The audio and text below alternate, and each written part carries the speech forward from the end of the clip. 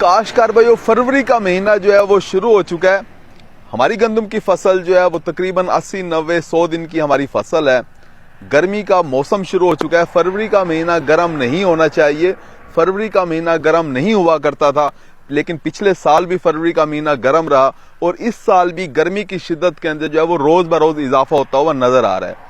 इस वक्त भी जो दर्जा हरारत है वो तकरीबन कोई 25-26 डिग्री सेंटीग्रेड दिन का दर्जा हरारत इस वक्त हो चुका है।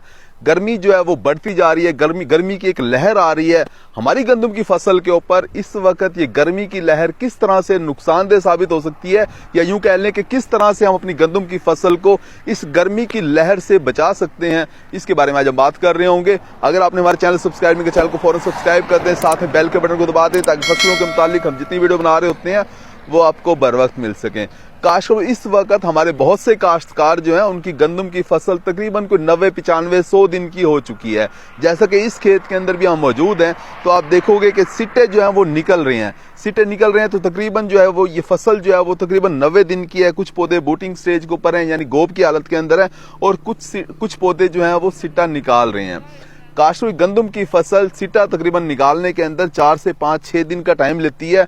उसके बाद जब सिट्टा निकल आता है तो सिट्टा निकलने के बाद आप देखोगे कि सिट्टे के ऊपर आपको बूर नजर आ रहा होता है। ये जो बूर है ये नर और मादे का आपस में मिलाप हो रहा होता है, पॉलिनेशन का अमल चल रहा होता है। हमारे खेतों के अंदर तकरीबन कोई 8-10 दिन तक ये बूर हमें नजर आ रहा होता है, यानी पॉलिनेशन का अमल चल रहा होता है।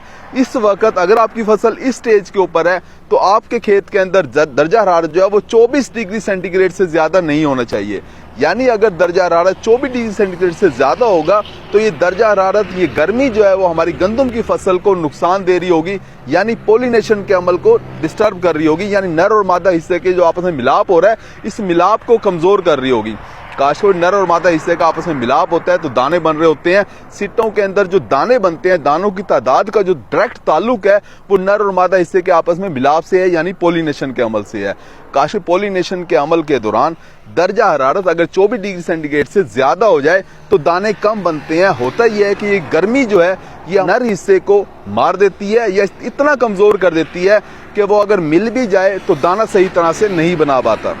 बाद बात क्या होता है कि नर हिस्सा, जिसे पोलन भी कहते हैं, वो नर हिस्सा खुश्क हो जाता है, सूख जाता है इस गर्मी की वजह से, जिसकी वजह से दाने बहुत कम बनते हैं। सिट्टे के अंदर या तो दाने बनते नहीं है या बहुत कम बनते हैं। अब इतनी गर्मी तो नहीं है कि सिट्टे के अंदर दाने ना बने, लेकिन गर्मी की शिद्दत अगर बढ़ती जा रही है, अगर बहुत हीट वेव आ जाती है, गर्मी ज्यादा हो जाती है, तो सिट्टे के अंदर दाने कम हो सकते हैं। इस वक्त अगर हमारी फसल इस तरह से चल रही है तो सिट्टों के अंदर दानों का बनना मुतासर हो सकता है।